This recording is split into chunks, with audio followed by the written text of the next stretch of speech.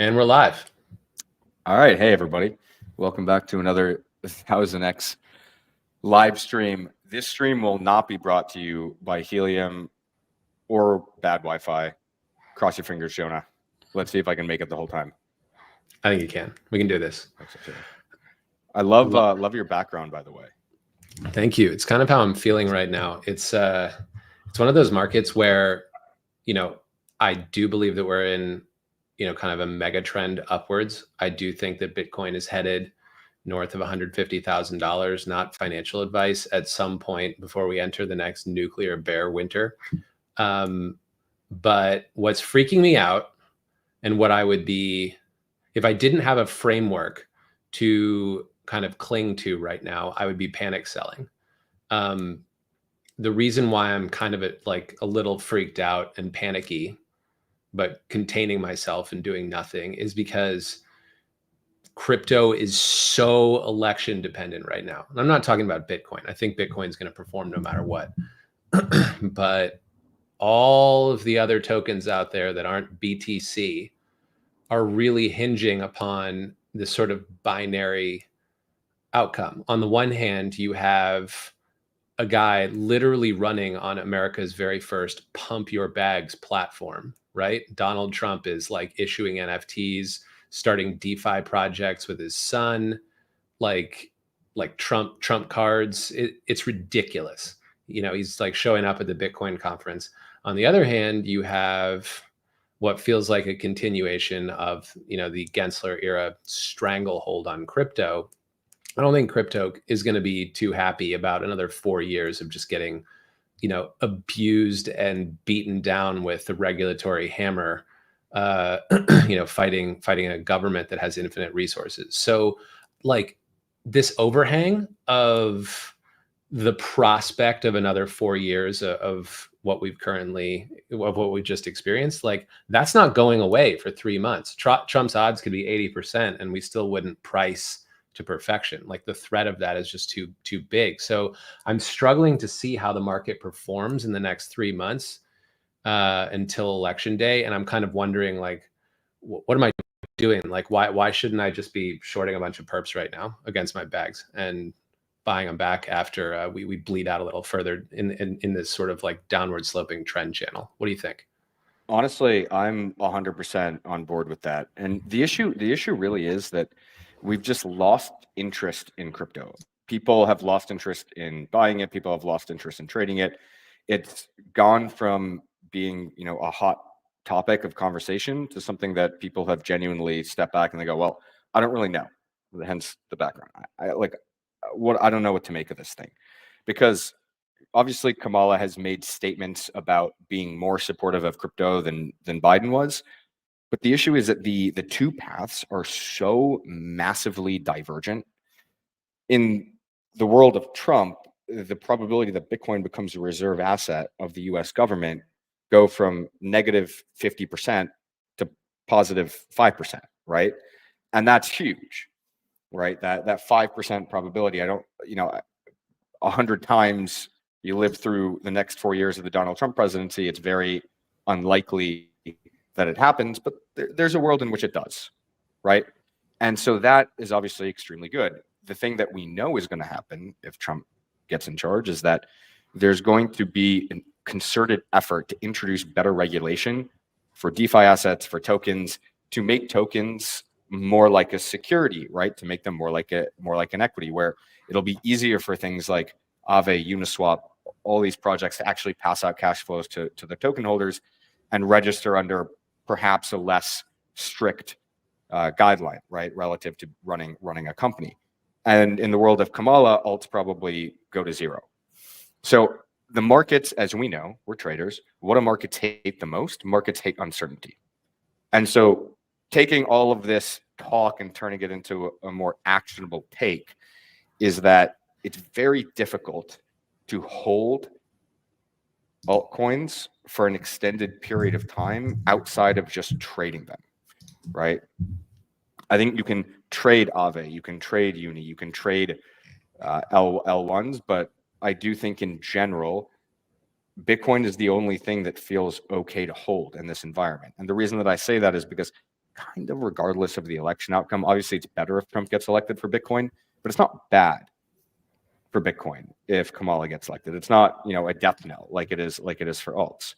So I do think that there's a pretty good trade here to just be long Bitcoin dominance, and over the next 3 months or 2 months, I think that probably will pay dividends.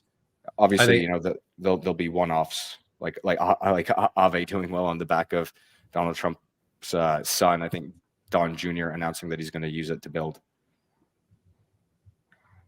Yeah, I mean, I couldn't agree more. I think that one of these. It's not like a moment to just sell all of your crypto and forget about the asset class, because I think that if we do get a Trump outcome, which is looking increasingly likely on November 5th, there's going to be some pretty crazy upward price action. Like, I think we could enter some of the most parabolic sort of bull euphoria type candles that the market has seen since 2021. And you don't want to miss out on that. You don't want to dance between the raindrops and miss out on all the money when you could have just hung on.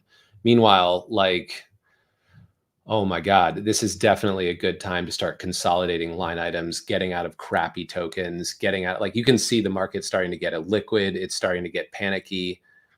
Sure, it's not election day, but that we've got a long road until the election. And I don't think there's going to be any substantial bidding or new entrants between now and then. I mean, maybe one strategy is options, right? My old favorite thing to trade, like Deribit's listing expiries on election night, which is kind of cool. Like, you can sort of gamble on that. Maybe what you're supposed to do is take the October ETH $3,000 calls, or the 2,800 calls, and just sell them to finance buying some November election day calls, or just sell the ETH October expiring calls against your length to sort of collect a little bit of yield if you don't want to trade perps or do any of that stuff.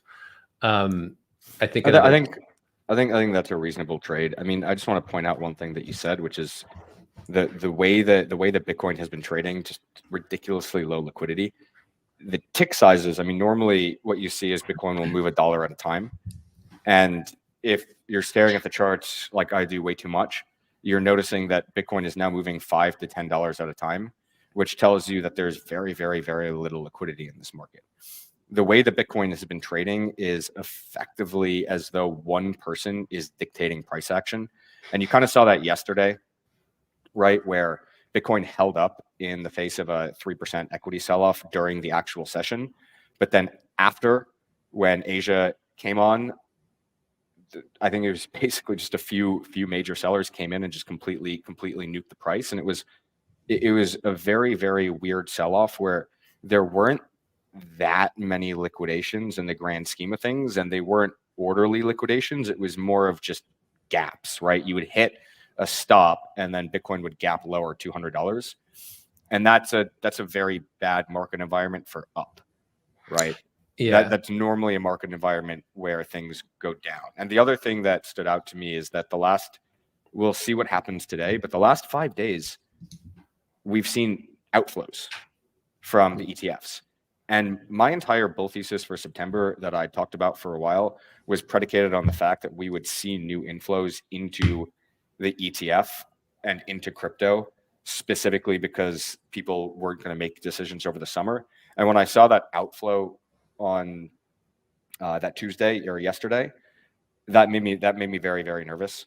Some of those ETF flows, we need to be careful though. Some of those ETF flows are just basis unwinds. Like, people were probably long CME and perp basis and just unwinding it as the market came off and those bases collapsed, like long ETF, short perp, or short future on the CME. So some of those outflows are just like, oh, the arbitrage is gone, let me unwind the trade. So it's not like actual risk exiting the market. Some of it is though. That's fine and all, but I was expecting to see inflows. Yeah. And we didn't. And when you're faced with your expectation and reality doesn't meet it, you have to adjust your thesis. So right now, I mean, Bitcoin's at 57,900. And the way that I'm viewing this is I'm definitely not positioning very long. If anything, I think you can probably short the market with a stop above.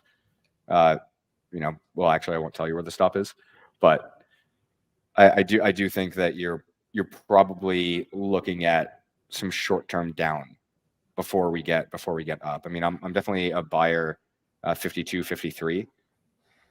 But right now there's no real momentum in the market, and I think that the up move from today was really just a one large buyer stepping in the market, and I don't really trust it. So yeah, I mean the market's trading like gun to my head. You're probably supposed to be, if you're short-term trading, looking for places to sell, not looking for places to buy. I agree. I mean, I think like you have a point, right? When things get illiquid and gappy and the market just starts to trade like some forgotten illiquid commodity on the last day of the future before it like expires into physical, and it's just it trades like one of these forgotten markets, you're supposed to be super careful. And I look at the Bitcoin chart. It doesn't feel volatile because we're still, if you zoom out, we're still chopping around in this like super crappy kind of 55 bid at 65 range.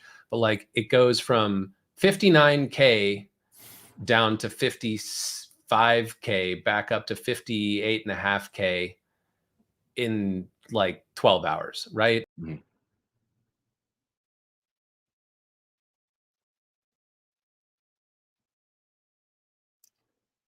Jonah. Lose Jonah this time. I just clicked the back button. That's ridiculous. Okay. I thought you disconnected. It was like, oh no, I guess it's Jonah's turn to disconnect.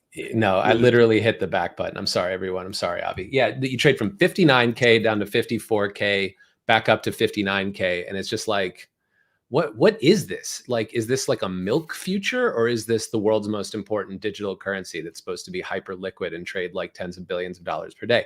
It's not looking good. And so, I'm normally not the kind of person to trade actively, and I am extremely bullish medium to long term. I do think, this is not a political statement. It's just, the poker player in me thinks that Trump is going to win, and we're going to go directly into like banana zone trading, 2021 style during his administration. So I don't want to sell and then miss that. But at the same time, like I'm just kind of, I'm kind of like getting ready to break my rule, get out the old cold wallet, send a bunch of coins to, an exchange and sell a bunch of coin margin futures against them and just play for this. The market's just heavy because of this overhang that we know isn't going away. Right. And this isn't one of those markets where it's like, oh, the price goes too low, and then all of a sudden like fundamental demand kicks in, which is kind of how crude oil works. And then you have this like entirely new exogenous group of buyers coming in, like buying it to put in their airplanes and cars and whatever else. Like it doesn't work like that. This isn't a commodity. This is Avi. Actually, you recommended the George Soros book. I recently cracked it open, and this market is just so reflexive that moves like this, especially with a huge headwind like election uncertainty, gets super reflexive. I mean, let me just ask you this though: is you getting out your cold wallet a bottom signal? Maybe you're a little bit slow to move. Maybe everyone else has gotten out their cold wallet already, and that's why we're going down. And now there's kind of nobody left to sell. The thing that I struggle with is that, I mean, you can definitely be short, or you can reduce exposure.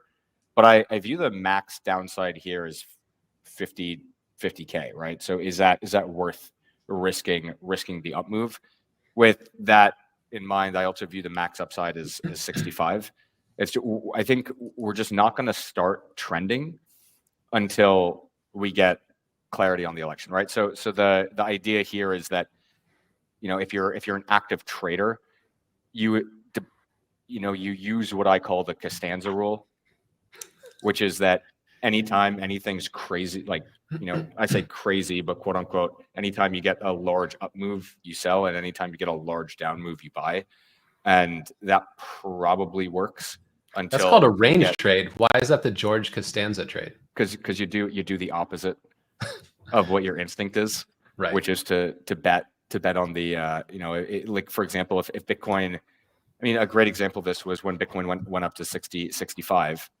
I think a lot of people piled in thinking that we were about to start trending up again, and then it went straight back down. And then more recently, we sold off to 50 5, 8. And, everybody, I don't want to say everybody, but a lot of people, including myself, thought that we were going to go down a lot more.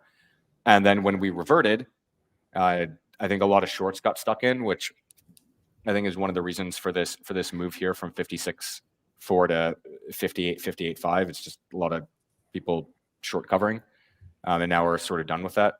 So it's whatever your instincts are, like, oh man, like it's really gonna like die and break down here.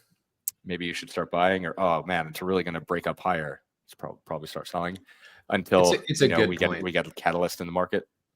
We're on the lows of the range. I'd probably be stupid to sell them here. Like whenever I want to sell, I'm not thinking about a price target.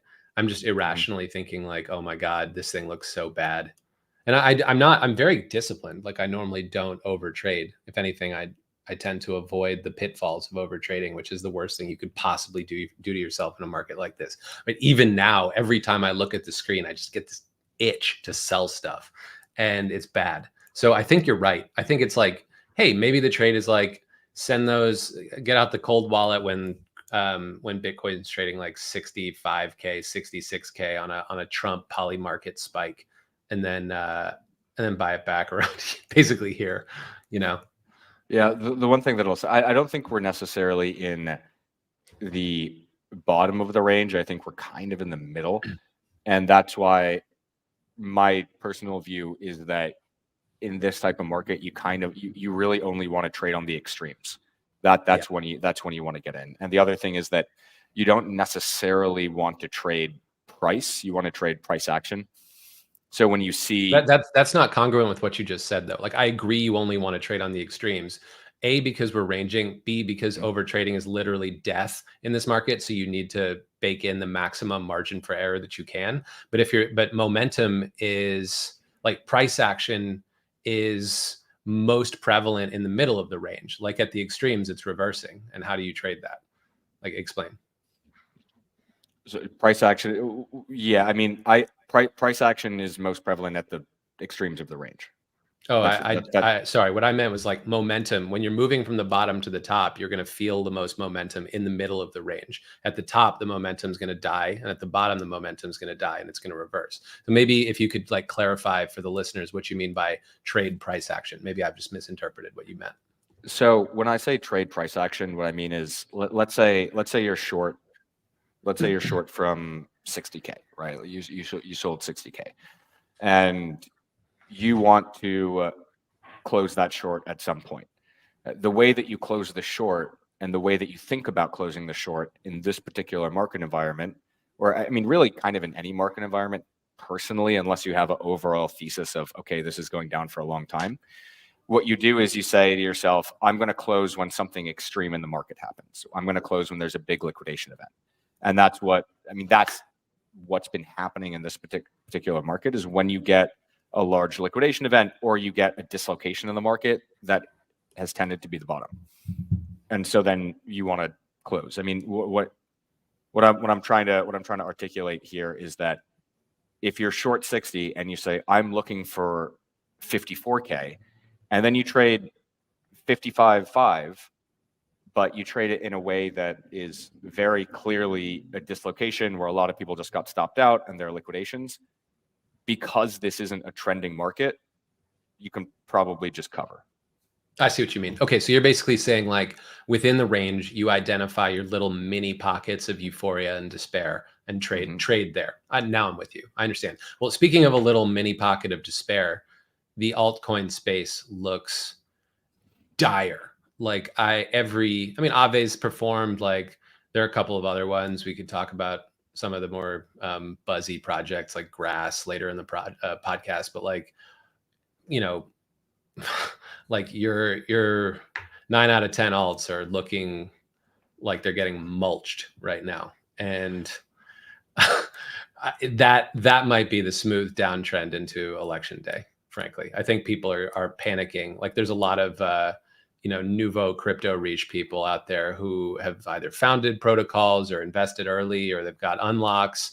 And they're basically trying to take some profit before the poly market 47% outcome that everything just goes straight to zero. They're trying to lock in expected value. I think a big problem is also just the bag holders. One thing that's insane to me. So if you're listening and you feel bad because you didn't perform that well this year, I want you to remember that there are a lot of people out there that get paid money to manage crypto, quote unquote, professionally. Most funds are down a lot this year. And that's insane because Bitcoin's up 40%, but most funds are down. And the reason that most funds are down, despite the move from BTC, is that on the move from 30K up to 72K, those funds held a lot of altcoins. And then, they weren't exposed to Bitcoin. Maybe they were 50% long because everyone had PTSD from FTX. And then once you got up to 72, they realized, oh my God, we're really, really underperforming Bitcoin. And then they all moved to alts. And then Bitcoin went down 20% and alts went down 80. And I think a lot of people are actually still stuck in this performance. They have performance anxiety. Just one way of saying it is they're really worried that Bitcoin's going to get away from them and that their underperformance is going to look even worse. So it's really hard for them to actually get out of the quote unquote high beta positions, because that's kind of the only way they're going to outperform. But I think it's slowly starting to happen now because, it's just like the trade is just clearly not working, right?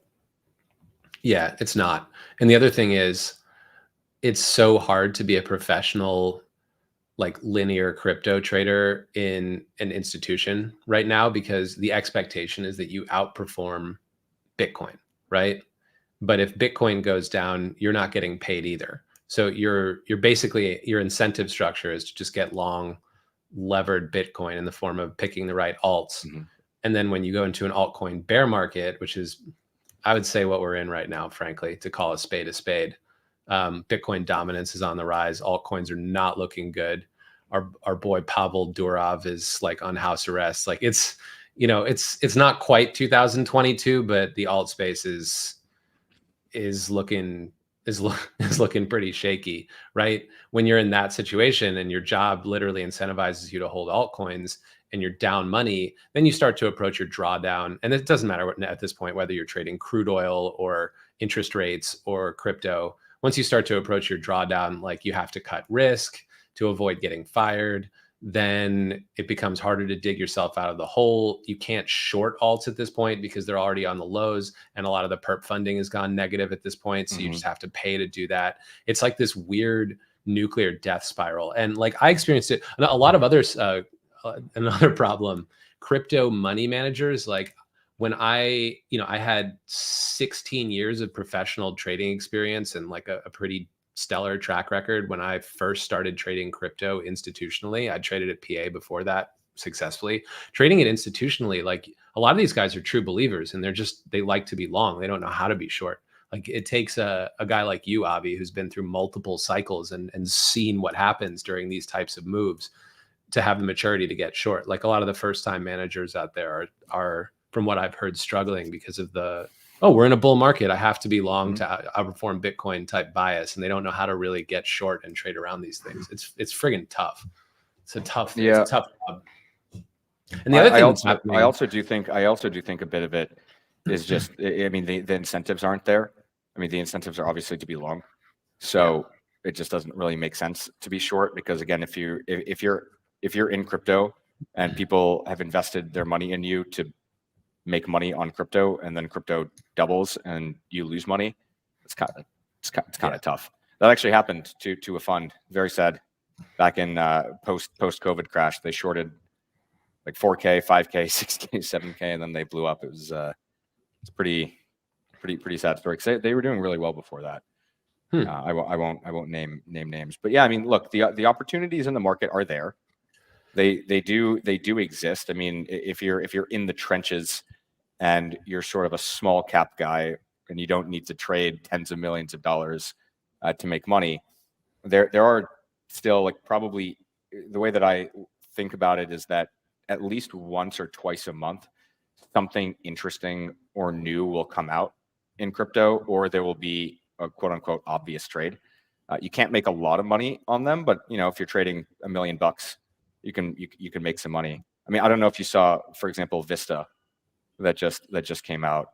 No, I don't own any. None of the funds that I manage own any. We can't really touch it, but it's at least like moderately interesting. It's a pump.fun equivalent on Ethereum. Yeah, I mean, that does seem kind of obvious now that you mention it. But I mean, like, you really have to cherry pick those, because the broader risk asset and macro picture right now is mostly, heading south, right? Like, there's some noise about Nvidia we could talk about. Commodities near and dear to my heart are getting nuked for a variety of reasons. The stock market's kind of like on the highs, looking a little bit shaky, starting to come off. So crypto will correlate with these broader macro assets and trade down in sympathy. And crypto money managers who are expected to outperform Bitcoin when Bitcoin is trading lockstep with broader macro, like, and they can't touch anything outside of the crypto sphere, is a very, very tall order to outperform in that market. So I guess we could talk a little bit about what's going on with the broader macro picture.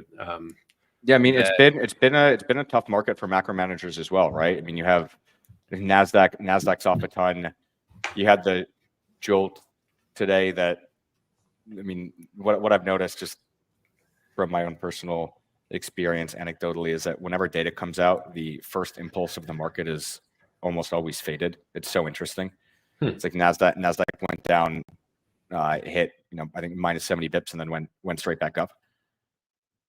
But I think what's clear to me is that we're in a dangerous environment, both technically and fundamentally for equities. And it's not just equities. I mean, commodities have been getting hit. Oil's been getting hit. Gold, over the last few days has been getting hit. I mean, it's tough out there. I don't know. What's your take? Yeah, I mean, just the one thing I do actively trade is energy products, crude oil, gasoline, fuel oil, diesel, propane, all that good stuff. And what you're seeing in those markets is a confluence of factors. The number one factor driving the weakness is the fact that the Chinese economy is slowing down. And so, okay, little commodities corner for a minute. I'm just going to go on my rant here. Hopefully it's relevant to all you guys who trade crypto, because they are both trading sort of down in tandem with each other right now. China's weakening. And, over the course of my nearly 20 years trading, I've heard pretty much every 2 to 3 years, there's a China scare. A bunch of people get short China and China linked things, and they get blown out, right? China's just this massive growth engine. They've lifted 1 billion people out of poverty in the last 2 decades. It grows at 8 to 10% a year, like clockwork. You do not fade China. There was the great financial crisis, the 2015 Shanghai comp collapse, the non-performing loans, 3 different real estate crises, the COVID mismanagement, all this stuff. Everybody gets short China and then they get their faces ripped off. Well, what's going on this time? Why is this different? Maybe. Well, basically, China, as far as like the last 3 decades has been concerned, was basically like the world of Deng Xiaoping's liberal reforms and kind of like introducing a little shot in the arm of capitalism after all the tens of millions of people died during Mao, right? So capitalism kind of proliferated. All these people got lifted out of poverty. It was great. Now we have Xi Jinping kind of pivoting back towards communism. That happened like 2 or 3 years ago when he decided he was going to be a dictator for life. So basically my not so informed take, I'm not like a China macro expert. My not so informed take is that basically they've pivoted back to communism. And I don't think we can expect in the current regime continued growth at the rates that we've been seeing for the last few decades. So it's not going to be catastrophic. There's still going to be an amazing economic engine. They're just not going to be an 8 to 15% a year type of economy anymore, GDP growth. So basically things are slowing down. Now, one thing I am an expert on is monitoring the outputs of that. So like, for example, physical diesel coming out of China, you can monitor the price of that in commodity markets, right? And when that price tanks, there's very few ports that export that particular refined product.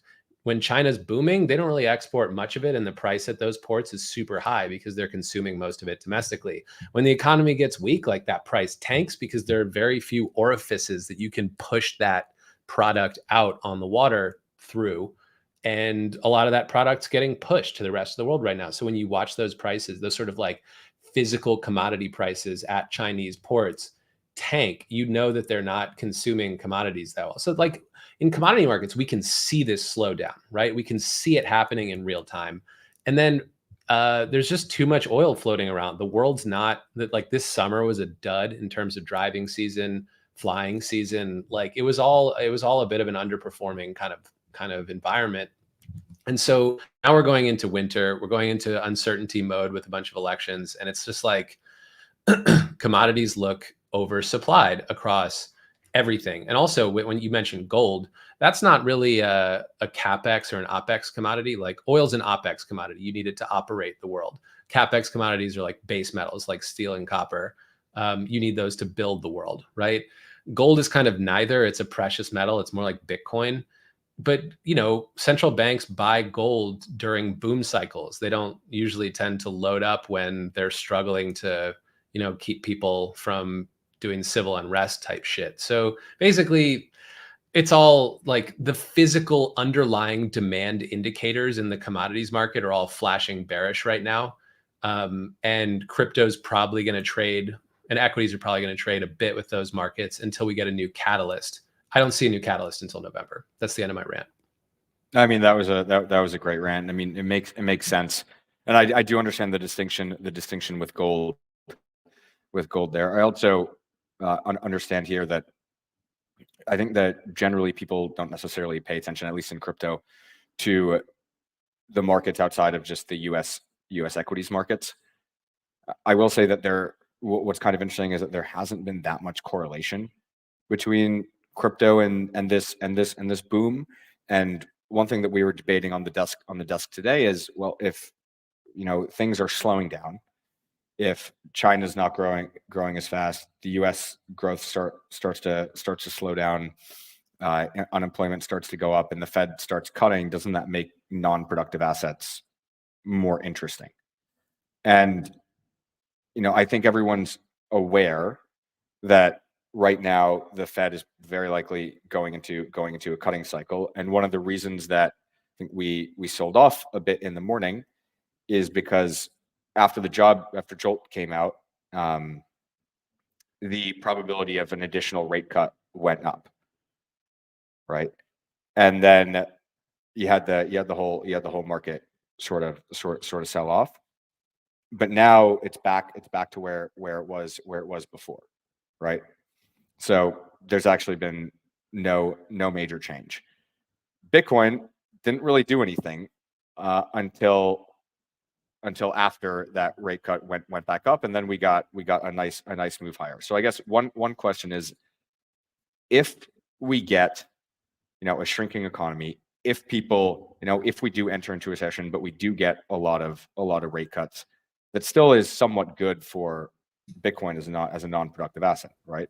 Yeah, I mean, bad news is good news right now, and good news is bad news. So like, if the economy falls out of bed and the jobs numbers look weak, that increases the probability of faster rate cuts, and it increases the probability of Mr. Pump Your Bags winning the presidency, right? Which is also bullish. Meanwhile, if things start looking spiffy, like Israel and the Ayatollahs and Benjamin Netanyahu are like shedding tears and crying and like signing peace and trade agreements, and Russia and Ukraine have détente, and the economy starts booming all of a sudden between now and November, I think we're going to see more of the same, frankly, in crypto. So it's one of those. This happens to you as an oil trader a lot. You're sort of like, you find yourself like quietly, secretly rooting for chaos and disorder in the world. I don't know if Bitcoin is anarchic like that. What do you think? Like, is that kind of how you think about it too? No, I mean, Bitcoin. I mean, interestingly, like I was saying earlier, there's been some decoupling, at least on a day-to-day basis, from general risk. So as chaos increases, I think you're going to see NASDAQ and S&P go down, and Bitcoin probably goes down with it, but I think it goes down less. Yeah. Right. And the reason that I think it goes down less is because in times where there's genuine chaos that we've seen in the past, Bitcoin actually does correlate with gold a little bit more. And I think gold goes up in those scenarios. But I do think it requires a flush out event from BTC first. I mean, it's not going to be, okay, things start to break, the world starts to go nuts, and then Bitcoin immediately goes up. It's that Bitcoin in those markets tends to bottom first, and then starts to go up because it finds buyers a lot more quickly than like Apple would in that particular scenario. Like how many people are buying an iPhone if That World War III is breaking out? But that is a fantastic point that you just made. That is really smart. And we let's dig into it a little bit and prod it. Like the same thing happened. What you just said happened in 2020, right? Like everything nuked. Bitcoin got absolutely creamed.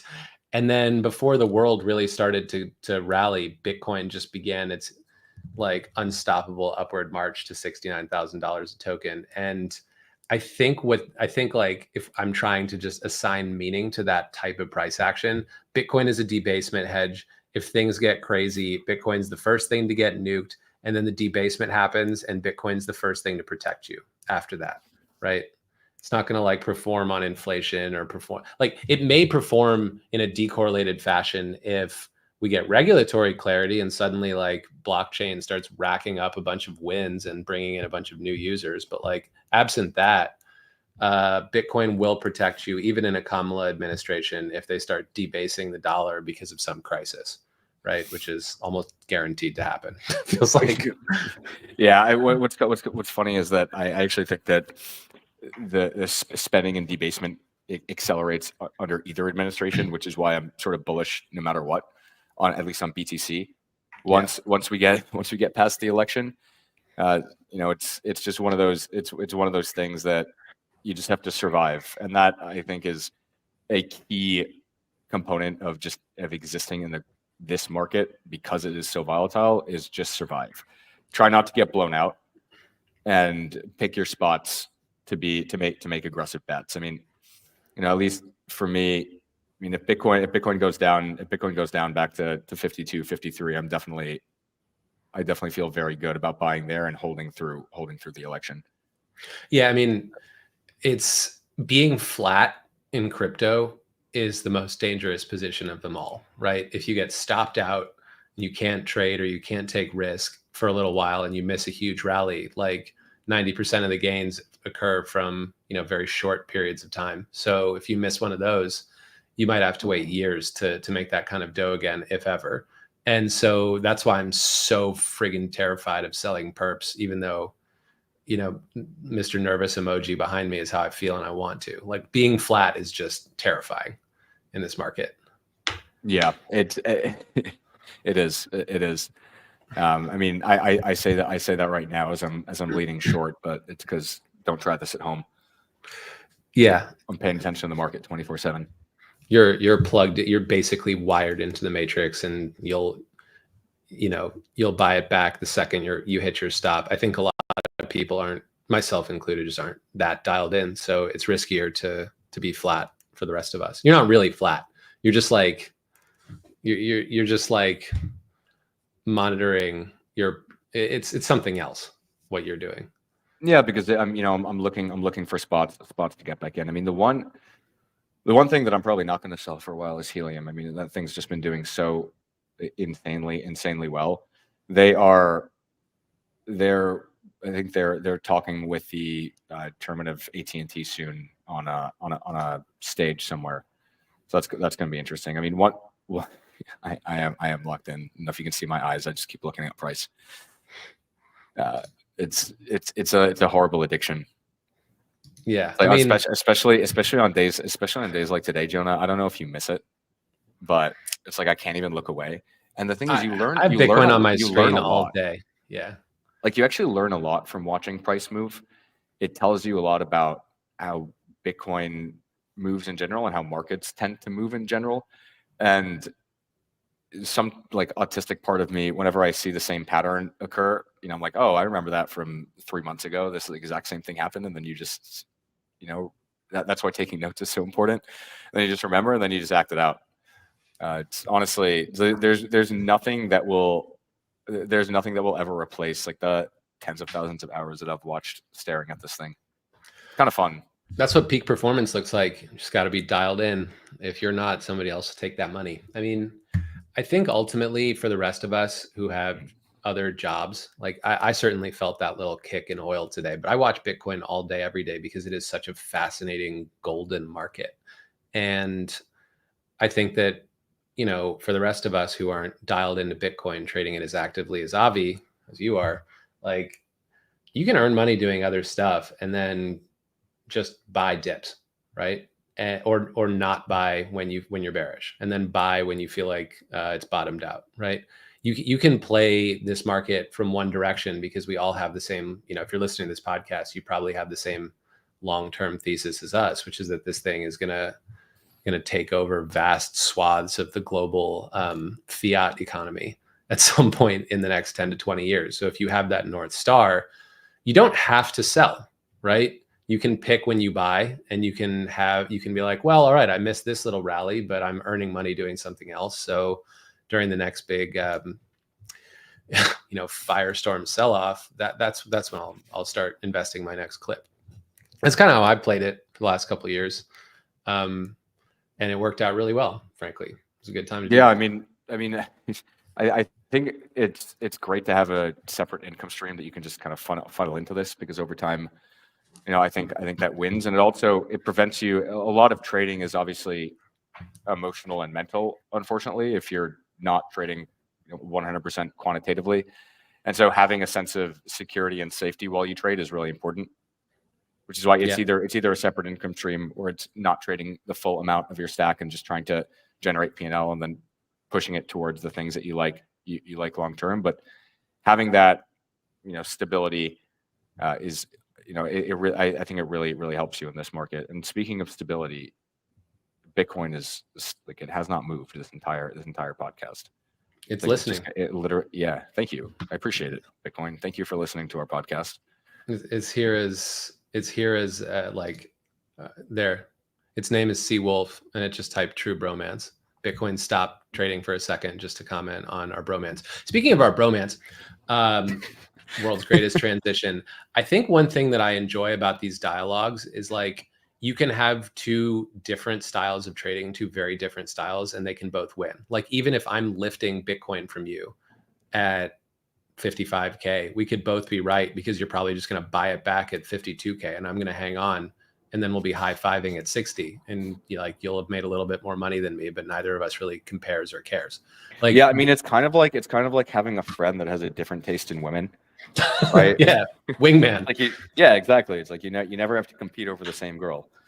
It's that's like, right. That's what you like? Go have fun, buddy. I'll wingman you. But it's you can see there's like literally nothing happening in this market right now. Yeah, we just have to watch it. So, okay. So we've gone through this kind of like downward sloping trend channel / range. Yeah. We've gone through the altcoin nuking. We've gone through commodities.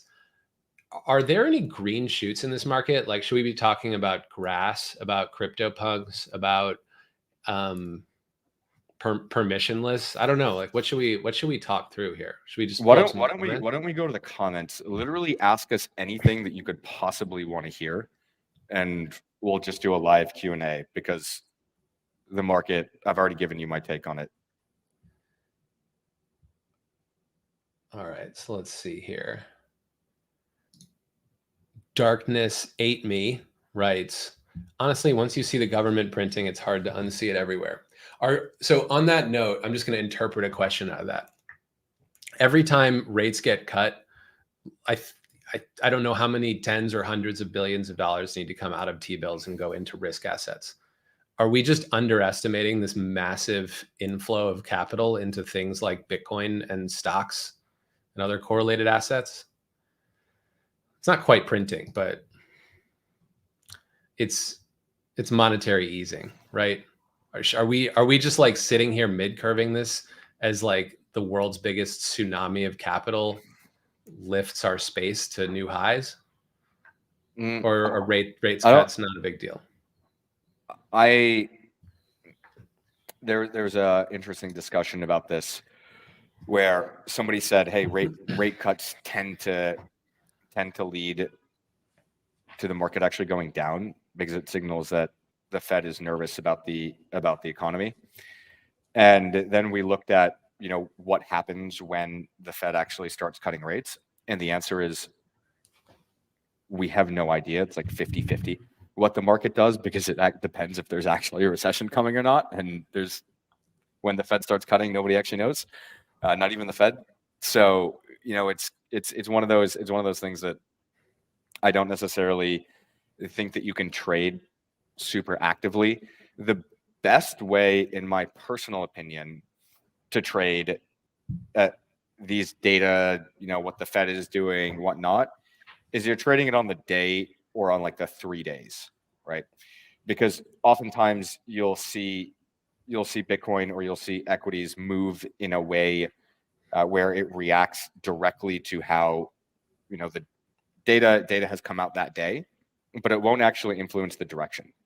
The only thing that really influences the direction is a large paradigm shift, right? Like if it's so abundantly clear that we're entering into recession and the recession is bad, and then obviously, you can sort of reposition. I mean, the greatest example of this is post COVID, November 21, where there was just a paradigm shift when the Fed started to raise rates, right? That's like a change in the market. What I always say is you have to understand why you made the money you did. So if you buy Bitcoin and it goes up because there's a huge injection of liquidity into the market, and then that liquidity starts to be taken away, then you have to get out, right? So it's about knowing what made you your money. That's again why this year I think that what made us our money was the Bitcoin ETF. Like that made you all of your money. And the fact of the matter is that the last 5 days have seen outflows. And so how can I be super bullish until something changes?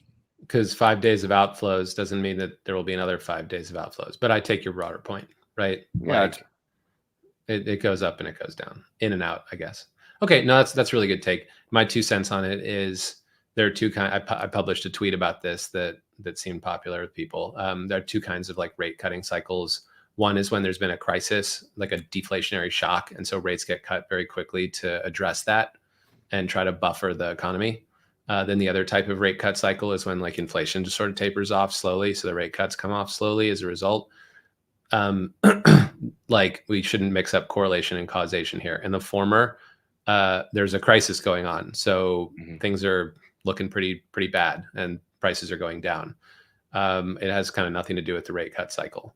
The second one, like in a gradual rate cut cycle, because inflation is coming off, that's like a stabilizing to stabilize type environment where you can start to get comfortable with owning risk assets. And also we've never seen this level of investment in short-term interest rate securities like T-bills in history. So there is a lot of capital sloshing around waiting to come back into risk assets. Fund managers are bullish, the, broader risk asset stock market type picture. So, I think we're in the latter type of easing cycle. And so I think we've got some bull days ahead, but we have to clear the election overhang. Like you said, Avi, markets hate uncertainty. So that's my take on that. Next one. I want to ask you this as well.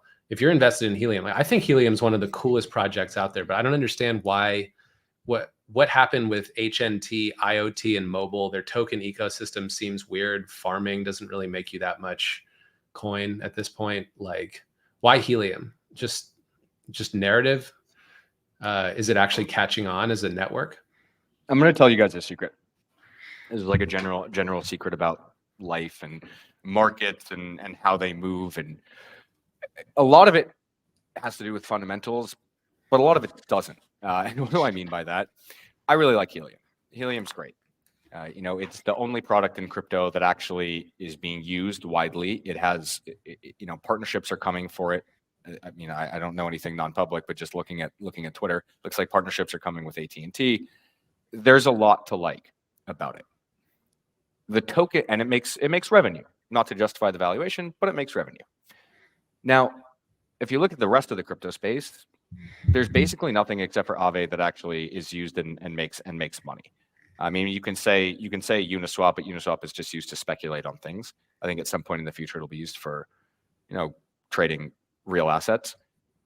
So what's my point of all of this? If I'm telling you that helium can't be, valued correctly based on strategies, my point is that there's a lot of capital that needs to allocate to crypto. There's a lot of capital that needs to be invested, and there are a lot of people that need to feel smart. And so helium makes people feel smart. And you can go to your investors and you can pitch it to them and you can own it. And as long as it's going up, that's really nice. So I like it. I like it in the short term. I like it for trade.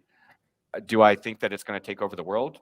Honestly, potentially. It's a great product. It's really nice. But that doesn't necessarily mean the token price will go up. They have to figure out how to actually deliver value back to the token prices. Well, right? Regulation could make that possible. Right. And this happens over and over and over, not just in crypto, but in the traditional markets. There are certain things that people have to be allocated to.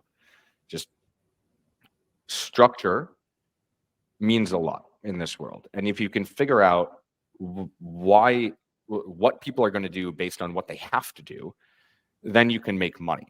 Because the reality is that you're very likely a minnow in the market. You don't have to move billions of dollars.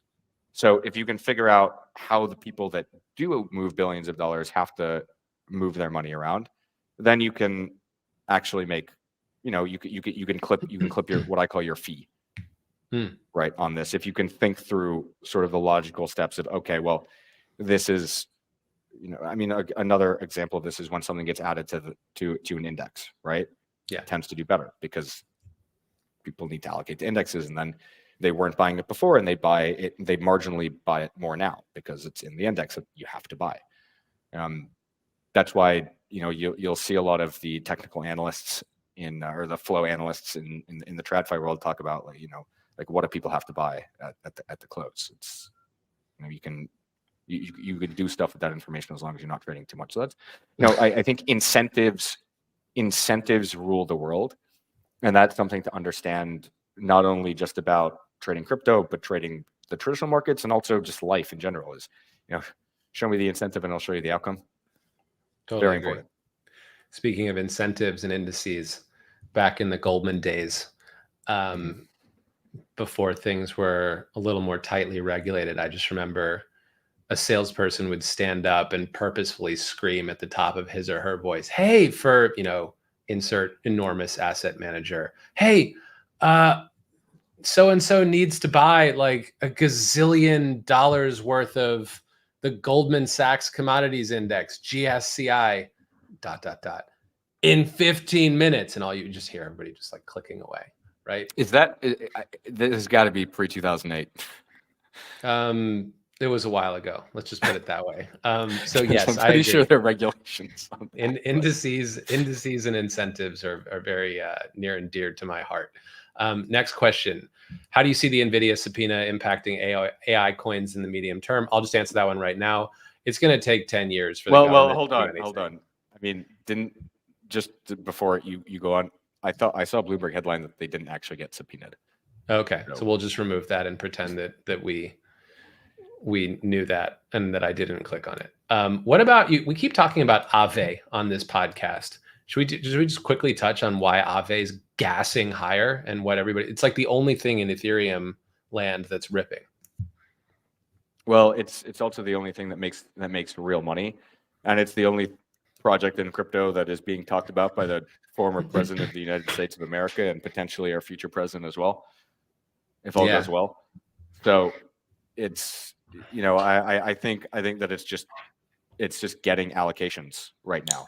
Their new front end is so sexy and usable. Like even I started degenning on it. Like I moved I borrowed some ETH on it. The APY is like sub 3%.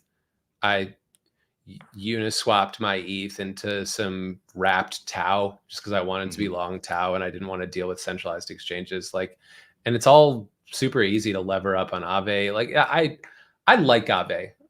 Stanny's a G. That I've met him once, twice actually, and he's in it for the long haul. I understand why that token is pumping now though, because I missed that Trump was specifically calling out Aave. I didn't realize that. What we don't know about the project yet is how much Aave will actually benefit from it. Yeah. Right. I mean, if it's a fork, then it's probably a pretty good sale of this asset. If it's not a fork, or it, pays fealty to Aave, that's pretty good. Yeah. The other thing that I'll say that you just have to be, you just always have to be careful with. I really like using Velo data for this personally, but you have to check how many people are already in the trade, right? So when I look at Velo, I can see that there's about 500,000 coins that have been added to open interest since $95, and that's a sizable amount. That's 67.5 million in terms of dollar amount. And so if it turns out that it's not getting paid fees, or it doesn't generate real money from this Trump partnership, then a lot of that probably unwinds and you're probably stuck. So again, and this is what I've been trying to explain to people.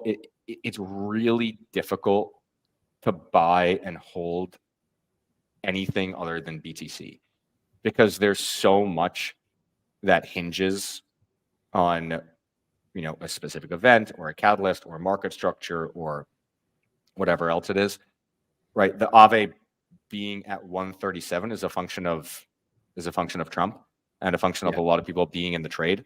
And so it's just really dangerous to hold that unless you're paying attention 24/7, because in a flash of an eye, you could have a lot of people, you could have like 70 million bucks hit the market. Yeah. Which is why, again, it's like you want to own crypto and not worry about these things. There are really only two things that you can do, in my personal opinion. One is own Bitcoin, or two is wait for something nuts to happen, like buy crypto when Bitcoin is down 50%. Yeah. By crypto, you mean right, alts. Right, like when things are down a ton. And right now they're still not down a ton, in my personal opinion. Well, let's talk about, so Amir Aftab writes Solana in all caps, question mark, question mark, question mark. Let me Thank you, Amir Aftab, for the brilliant question. Yeah, great question, Amir. So I'm massively overweight Bitcoin because I don't want to worry right now. I want to chill out, and I feel super comfy and safe, and also greedy in Bitcoin. Like I still expect that one to perform like crazy no matter what happens. Between my ETH and Solana, I'm a little nervous about my ETH. Like all this FUD, all this terrible price action is finally wearing on me. And what I'm kind of coming around to is the idea that Solana is worth, fully diluted valuation. It's what, like roughly 10% of ETH, tenth of it's worth a tenth as much as ETH.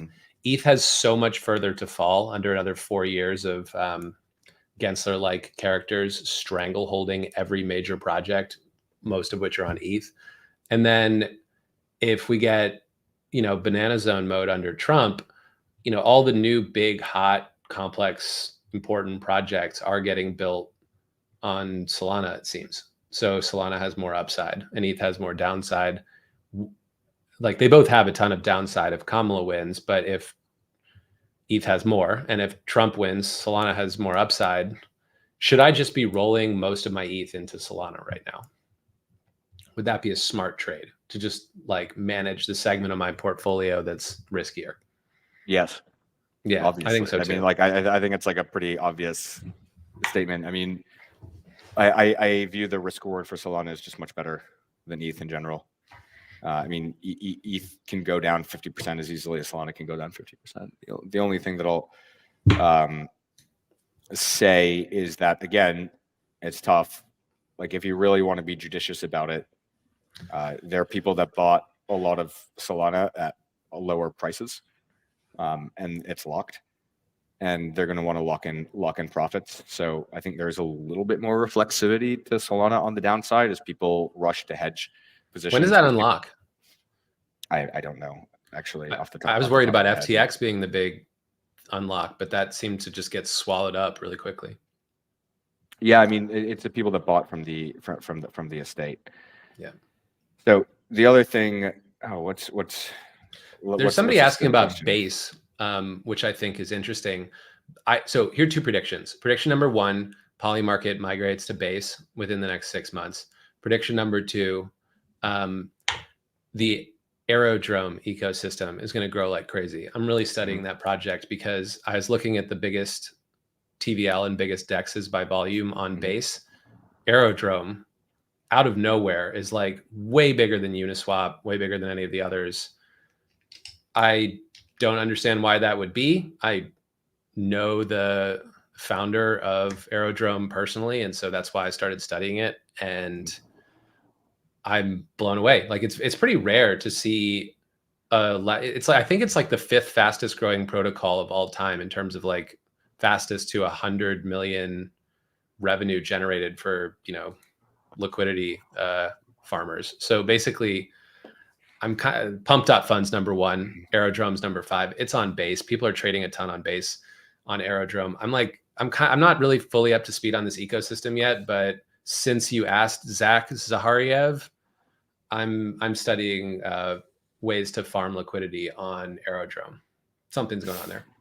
Yeah, I like the idea of base. One of the most disappointing things over the last year and a half is the lack of retail that has come in, and the lack of your everyday person coming into crypto, right? And a lot of people expected that once Bitcoin broke all-time highs, you would get this influx of new people that were interested in it, and then base would do really well because base is obviously associated with Coinbase, and they would be able to direct a lot of people to go use the chain. Now, unfortunately, that hasn't really happened, right? What we've seen is that it's the same old people doing the same old thing, and then it's new people just buying Bitcoin through the ETFs. And so I think base, while interesting, at the end of the day, is really just a bull market, right? Like Bitcoin 100K, a lot of new people in the industry, a lot of new people allocating for the long term kind of play. It's I think the performance is going to be highly correlated with how many people Coinbase onboards. So I don't really know how to be bullish on it right now because I don't think that's happening anytime soon. That's totally fair. And just one other side note, John Galt, one of our Twitter friends, says Solana FTV is a quarter of ETH FTV. So he caught me out talking out of my ass. Thank you for that correction, John. Speaking of corrections, I want to speak on stream about our ton bullishness. On one of the podcasts, we were pretty bullish about Ton. Did not expect Pavel Durov to be arrested. That was a bit of a blow to the thesis, candidly. So we'll see what happens. I still do think that they have it's Ton's game to lose in terms of onboarding people onto their chain, but the unfortunate reality is that there are a lot of people that bought Ton a lot lower, and there are a lot of people that were invested at like $1, $2 that are just starting to unlock right now, and this gives them a lot of reason to sell. And so at some point, I think Ton is an amazing screaming. You close your eyes and you just pile in a substantial portion of your portfolio into this thing, but that's probably like $2. Like if we get the $2. Interesting. Well, luckily none of this is investment advice, so nobody listened to you or did anything when you were bullish Ton and it went down. So I've said on multiple podcasts that it's really important to know that if you listen to me, you will lose all of your money. You'll lose your house. You'll lose your girlfriend. You'll lose everything. What about your dog? Do you still have a dog? I do still have a dog. He's not in here right now. Unfortunately, you lost your dog too. You just walked right out. As soon as you started talking about Telegram, Baloo was just like, "Get me the F out of this." I'll tell you a secret. I don't know. I mean, you have kids. I have a dog. I don't have kids, but I'll tell you a secret about having a dog. I also have a wonderful, amazing girlfriend, and the dog like loves her way more than it loves me because she's very sweet and kind. And I tell the dog to sit and like try to teach it how to lie down. So it's it doesn't. I'm like, no, don't do that. Stop chewing the couch. She's so much nicer than I am. So he's not here right now. He's with her. I wonder what produces more poop, your dog or my 2-year-old? I feel like if we've asked that question, it's probably time to wrap the stream, Jonah. Yeah. Probably gonna have to edit that one out for the recorded version. But anyway, dude, it's great talking to you. I always learn so much. I think one of the reasons why I appreciate these podcasts is because these are the trader calls where you chop it up and figure out what you're gonna do. And I don't know, maybe I'm just gonna start buying a bunch of Sol ETH on the highs because I'm late to the trade, but better late than never. Better late than never. 100% agree with that. Lucky I've got them both. And yeah, maybe time to invest fresh capital in Solana and just rebalance. At any rate, Avi, it has been excellent talking to you. None of this is investment advice. Thanks everybody for listening on the live stream. Looks like we hit 2,719 unique listeners a second ago. That is dope. I think we peaked out higher, like closer to 3K. This is amazing. Love you all. Thank you for the engagement. Adios. See you guys. Adios.